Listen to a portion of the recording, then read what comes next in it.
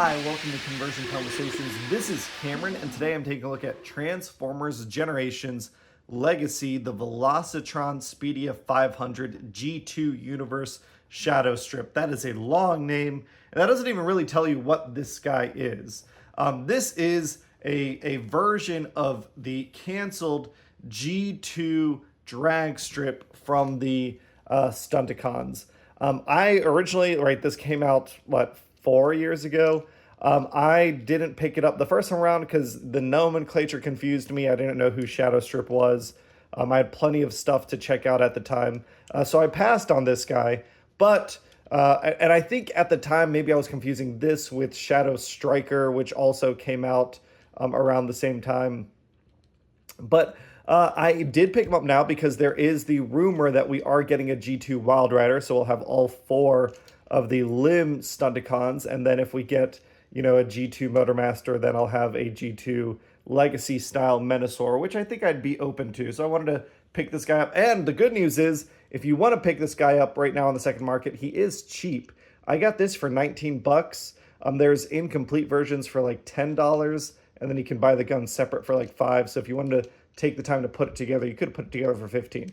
This is, of course, a repaint of Legacy Dragstrip. We've seen this mold twice before now, once as the G1 version and once in the box set. But it's got a quote-unquote G2 color scheme. Now, what I couldn't find, and this is why I think they called it Shadowstrip, it's much more gold. It's got a lot of gold paint. It's got a cool gold checkered flag on here, some gold accents. There is a little bit of blue, but if we compare it to the Combiner Wars G2 Dragstrip, we can see that they actually look quite different.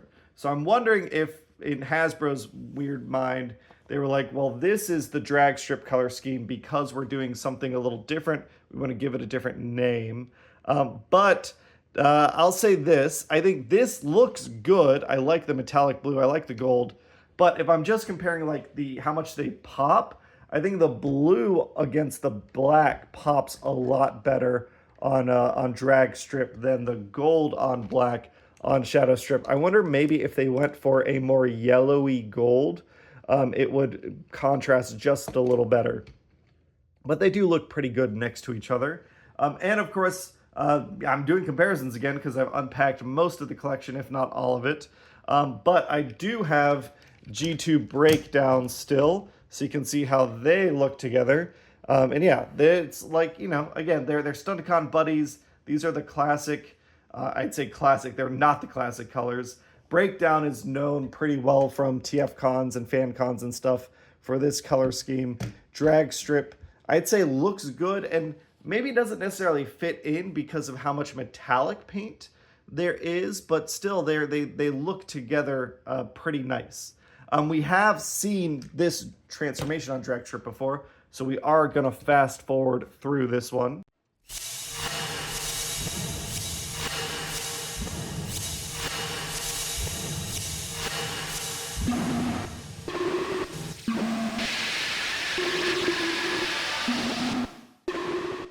And here is Shadowstrip. I was almost going to say Dragstrip. Here is Shadowstrip in robot mode. And I'd say overall, it's a fun transformation. It's a little nostalgic for me to go back and do it again. Nice and simple. I think it took me less than a minute.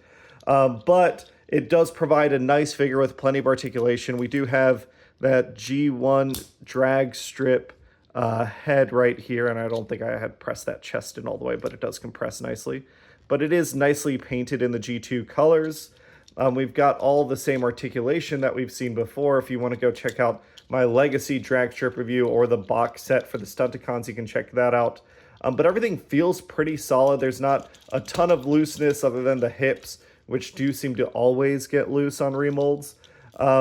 But the color scheme hasn't changed significantly. I'd say, if anything, Dragstrip has gotten even darker. So maybe that's where the Shadowstrip name comes from. It is just a very dark color scheme. The hints of blue that we get here, comparing this to the Combiner Wars version of the toy.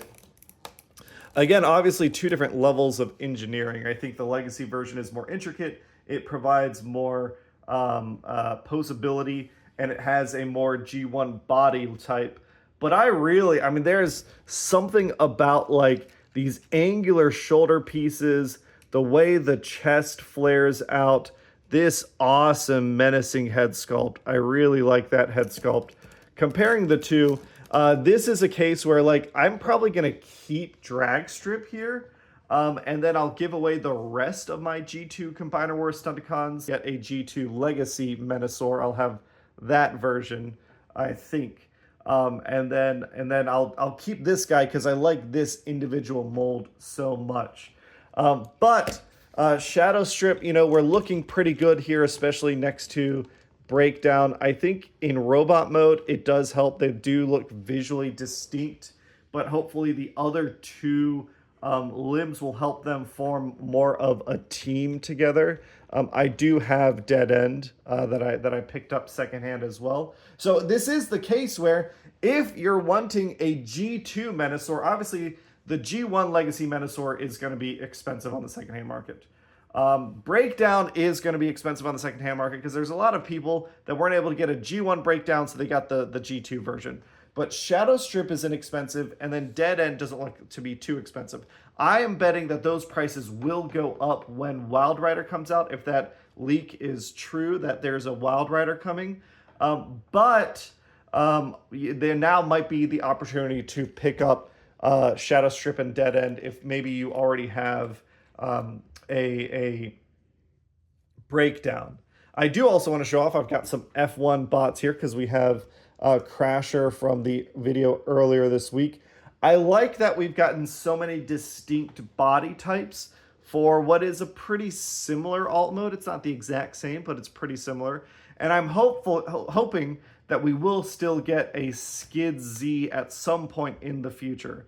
I still really, really want a Robots in Disguise 2001 Skid Z. It would be incredible if it's its own dedicated mold, and then maybe they could do Machine Wars Mirage out of it as a redeco. We'll have to see. But yeah, this is a quick look at Transformers Generations Legacy Velocitron Speedia 500 G2 Universe Shadowstrip. That's a mouthful of a name, but this is a pretty decent toy. If you can get it for less than retail, you know, less than 25 bucks, I'd say go ahead and pick it up. You'll enjoy it, and then hopefully you'll have a more affordable Menasor than what the Legacy version is going for these days. Before we go, I do have the winner of the Transformers Generations Age of the Primes Reckon Doom Spinister versus Topspin box set to announce. So we are going to go to that, and then we'll catch you all on the next one. All right, it's time to announce the winner of Transformers Generations Age of the Primes Reckon Doom Spinister and Topspin. We're going to go right into our comments over here.